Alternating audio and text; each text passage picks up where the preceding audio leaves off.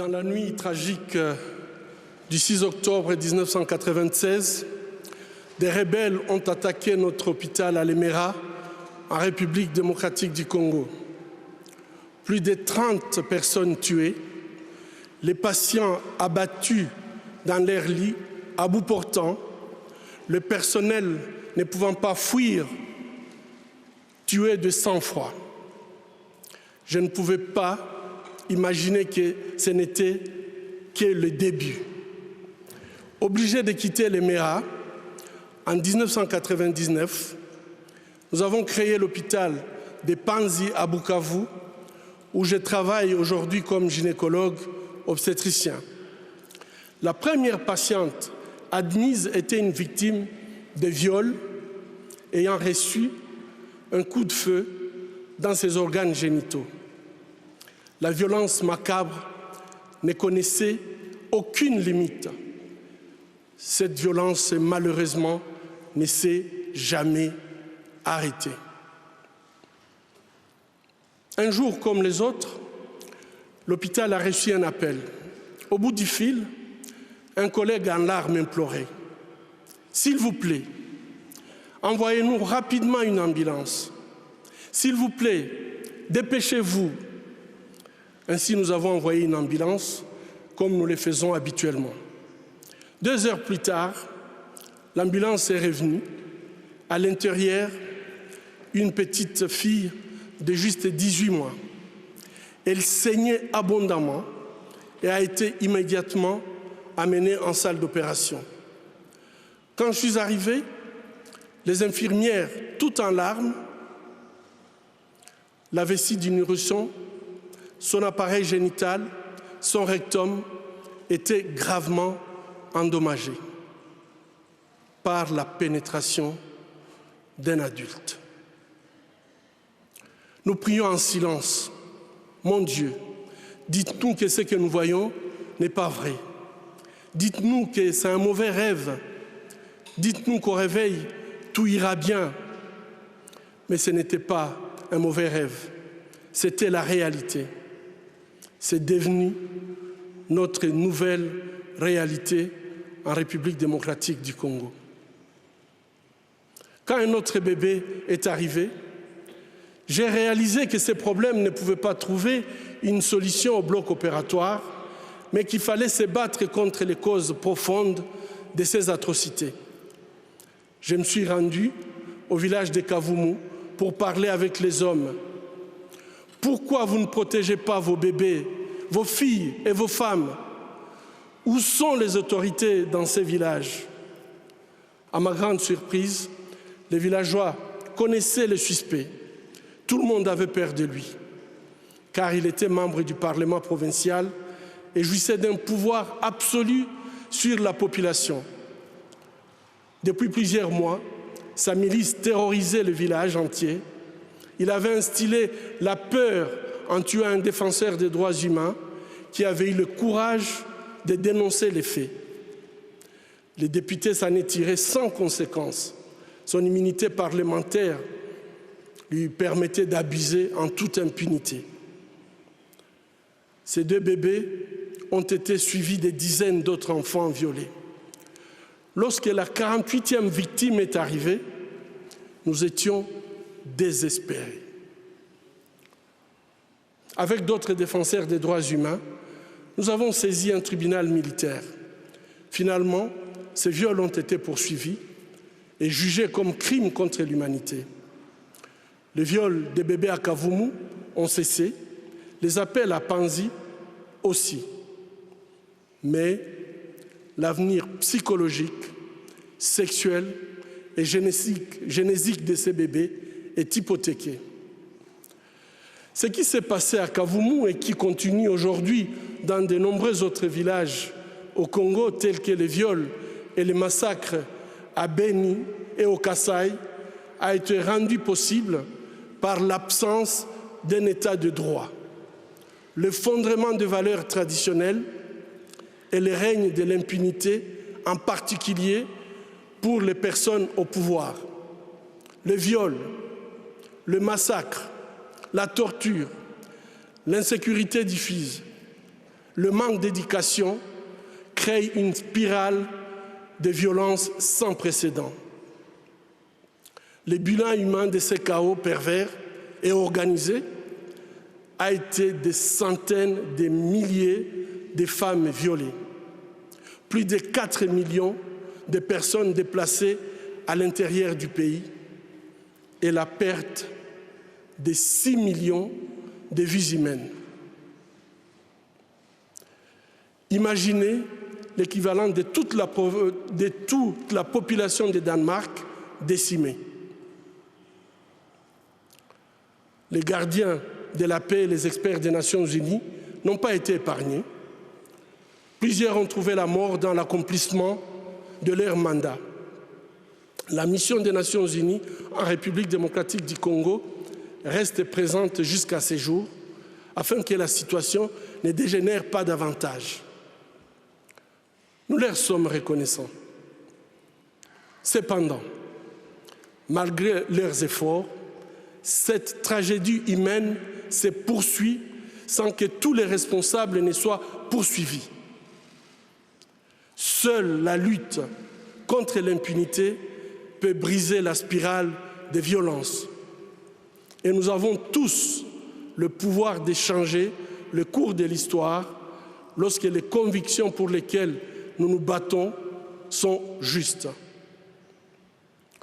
Vos Majestés, Vos Altesses royales, Excellences, distingués membres du Comité Nobel, chère Madame Nadia Mourad, Mesdames et Messieurs, amis de la paix, c'est au nom du peuple congolais que j'accepte le prix Nobel de la paix. C'est à toutes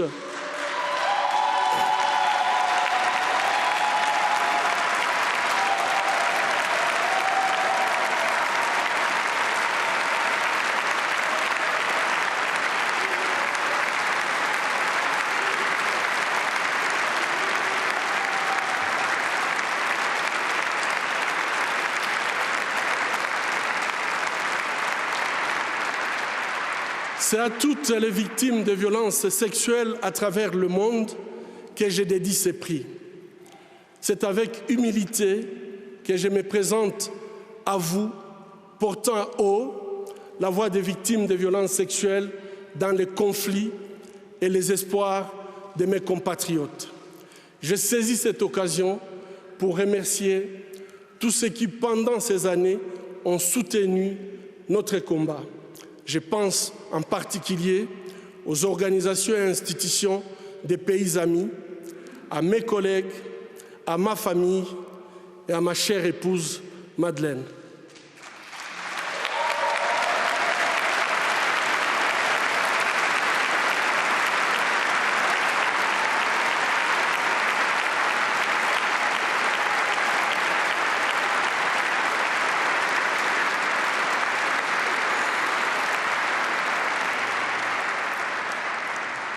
Je m'appelle Denis Mukwege. Je viens d'un pays le plus riche de la planète. Pourtant, le peuple de mon pays est parmi les plus pauvres du monde. La réalité troublante est que l'abondance de nos ressources naturelles, or, coltan, cobalt et d'autres minéraux stratégiques, alimente la guerre, source de la violence extrême et de la pauvreté abjecte en République démocratique du Congo. Nous aimons tous les belles voitures, les bijoux, les gadgets. J'ai moi-même un smartphone. Ces objets contiennent des minéraux qu'on trouve chez nous, souvent extraits dans des conditions inhumaines par des enfants jeunes qui sont victimes d'intimidation et de violences sexuelles. En conduisant votre voiture électrique, en utilisant votre smartphone, en admirant vos bijoux, réfléchissez un instant au coût humain de la fabrication de ces objets. En tant que consommateur, le moins que l'on puisse faire,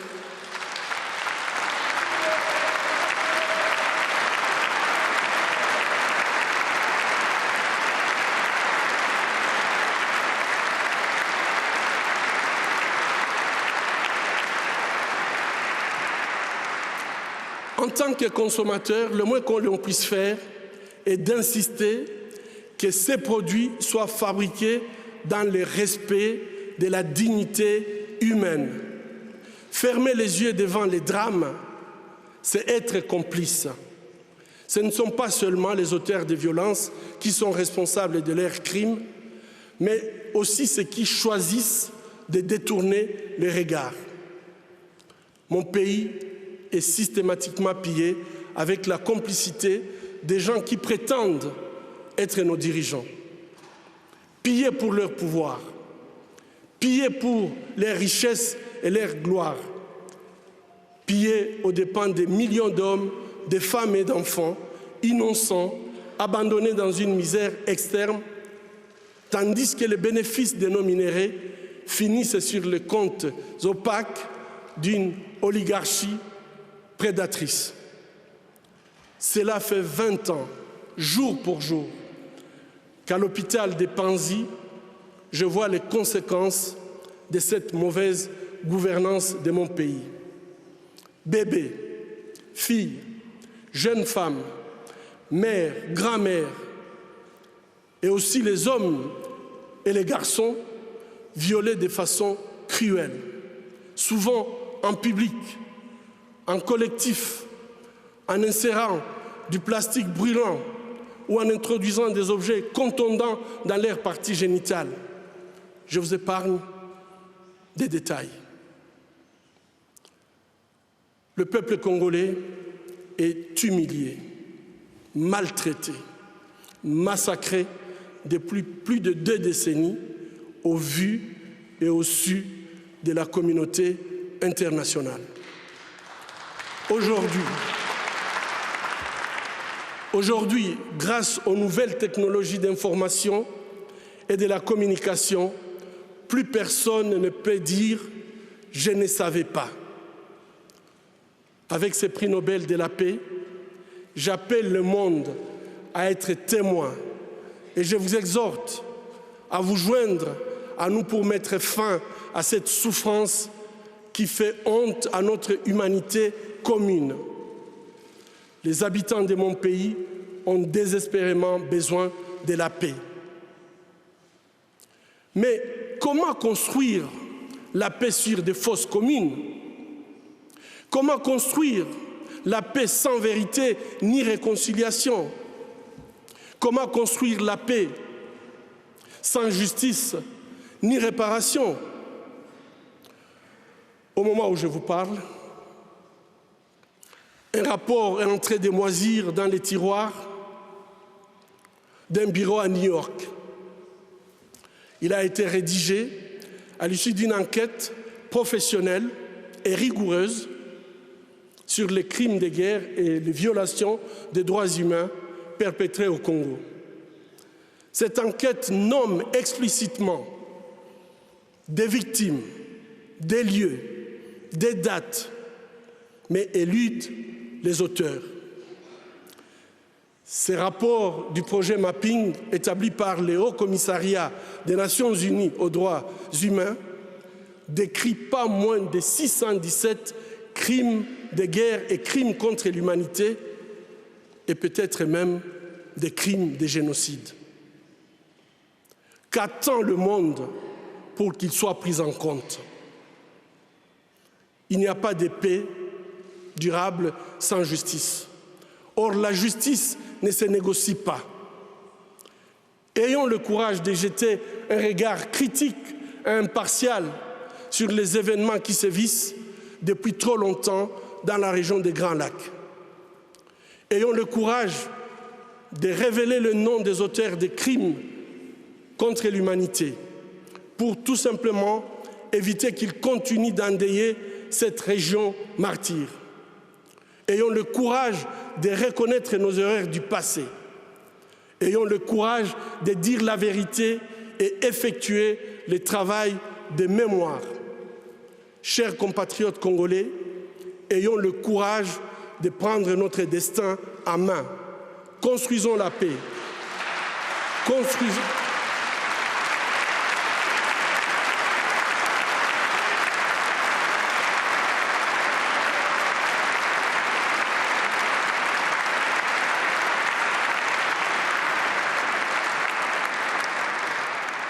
Construisons la paix, construisons l'avenir de notre pays. Ensemble, construisons un meilleur avenir pour l'Afrique. Personne ne le fera à notre place. Mesdames et messieurs, amis de la paix, les tableaux que je vous ai brossés offrent une réalité sinistre. Mais permettez-moi de vous raconter l'histoire de Sarah. Sarah nous a été transférée à l'hôpital de Panzi dans un état critique. Son village avait été attaqué par un groupe armé qui avait massacré toute sa famille, la laissant seule. Prise en otage, elle a été emmenée en forêt, attachée à un arbre, nue. Tous les jours, Sarah subissait des viols collectifs jusqu'à ce qu'elle perde connaissance. Le but de ces viols, utilisés comme arme de guerre, étant de détruire, bien sûr, Sarah, mais également sa famille, sa communauté. Bref, tout simplement, détruire le tissu social. À son arrivée à l'hôpital, Sarah ne pouvait ni marcher, ni même tenir debout. Elle ne pouvait pas retenir ni ses urines, ni ses selles. À cause de la gravité de ses blessures, génito-urinaires et digestives, couplées à une infection surajoutée, personne ne pouvait imaginer qu'elle serait un jour à mesure de se remettre sur ses pieds. Pourtant, chaque jour qui passait, le désir de continuer à vivre brillait dans ses yeux. Chaque jour qui passait, c'était elle qui encourageait le personnel soignant à ne pas perdre espoir. Chaque jour qui passait, Sarah se battait pour sa survie. Aujourd'hui, Sarah, c'est une belle femme, souriante, forte, charmante. Sarah s'est engagée à aider les personnes ayant vécu une histoire semblable à la sienne. Sarah a reçu 50 $ américains, une allocation que notre maison de transit Dorcas accorde aux femmes souhaitant reconstruire leur vie sur le plan socio-économique. Aujourd'hui, Sarah dirige sa petite entreprise. Elle a acheté un petit terrain. La Fondation Panzi l'a aidée avec des tôles pour faire un toit. Elle a pu se construire une maison. Elle est autonome et elle est très fière d'être autonome. Son histoire montre que même si une situation est difficile et semble désespérée, avec la détermination, il y a toujours de l'espoir au bout du tunnel.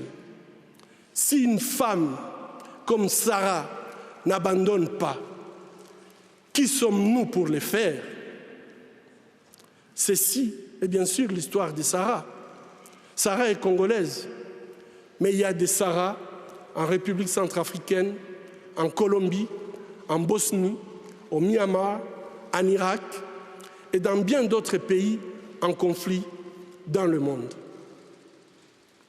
À Panzi, notre programme de soins holistiques, qui comprend un soutien médical, psychologique, socio-économique et juridique, montre que même si la route vers la guérison est longue et difficile, les victimes ont le potentiel de transformer leur souffrance en pouvoir.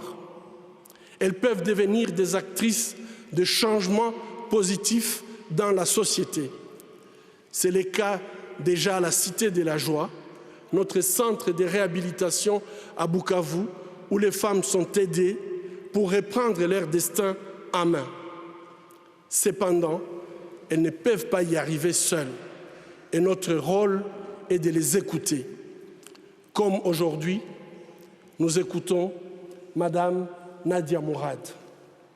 Chère Nadia, votre courage, votre audace, votre capacité à nous donner espoir soit une source d'inspiration pour le monde entier, mais pour moi spécialement. Le prix Nobel de la paix qui nous est décerné aujourd'hui n'aura de valeur réelle que s'il peut changer concrètement la vie des victimes de violences sexuelles de par le monde et contribuer à ramener la paix dans nos pays. Alors, que pouvons-nous faire? Ou bien, que pouvez-vous faire? Premièrement, c'est notre responsabilité à tous d'agir dans ce sens. Et agir, c'est un choix. C'est un choix d'arrêter ou non la violence à l'égard des femmes, de créer ou non une masculinité positive qui promeut l'égalité des sexes en temps de paix comme en temps de guerre.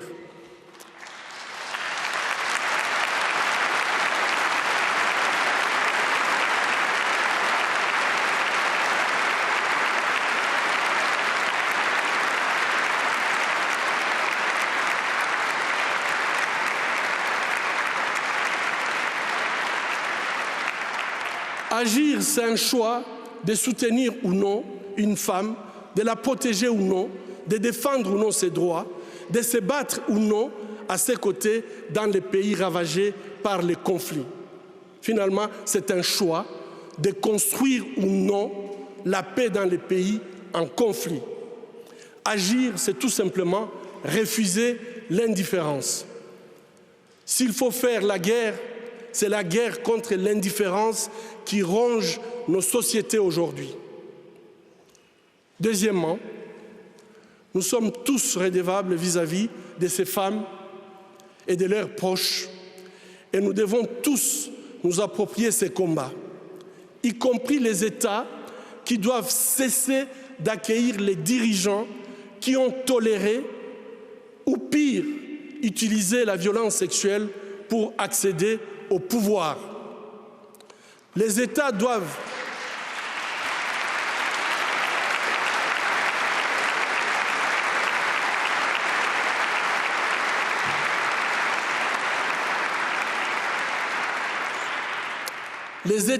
cesser de les accueillir avec les tapis rouges.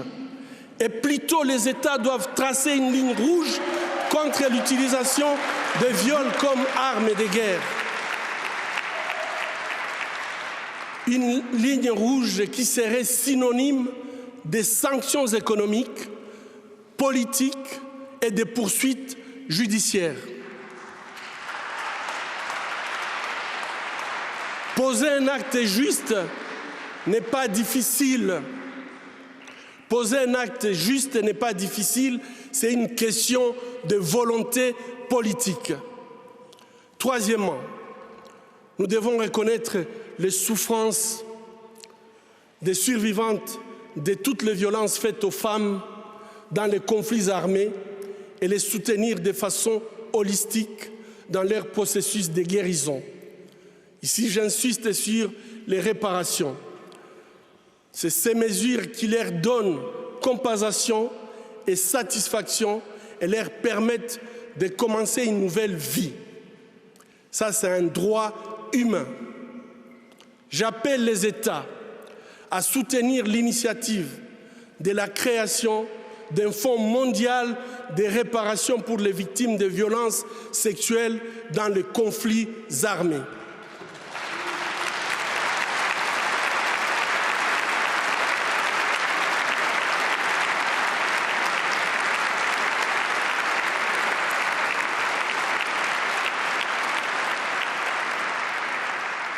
Quatrièmement,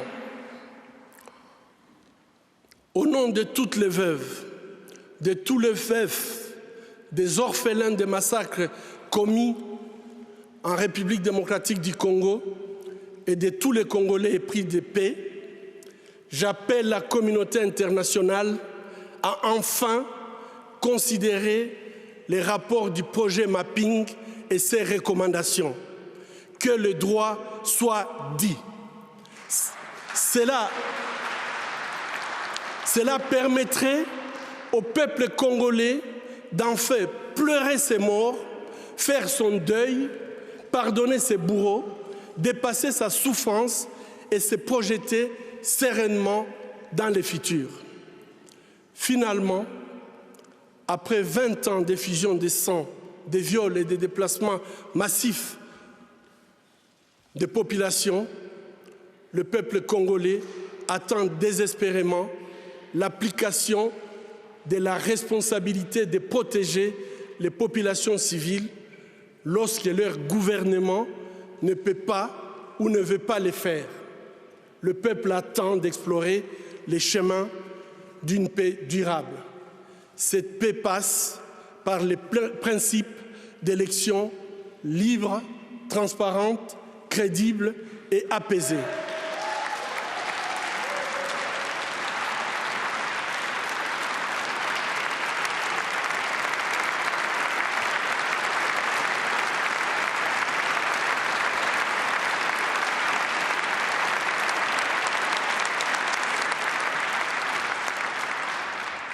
Au travail, peuple congolais, bâtissons un État où le gouvernement est au service de sa population. Un État de droit, émergent, capable d'entraîner un développement durable et harmonieux, non seulement en République démocratique du Congo, mais dans toute l'Afrique. Bâtissons un État où toutes les actions politiques, économiques et sociales sont centrées sur l'être humain et où la dignité des citoyens est restaurée.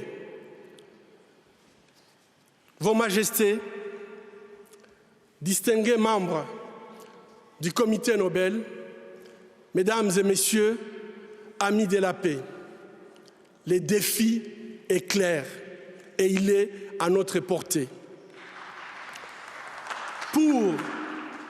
Pour les Sahara, pour les femmes, les hommes et les enfants du Congo, je vous lance un appel urgent de ne pas seulement nous remettre le prix Nobel de la paix, mais de vous mettre debout et de dire ensemble et à haute voix, la violence en République démocratique du Congo, c'est assez. Trop, c'est trop. La paix maintenant. Je vous remercie.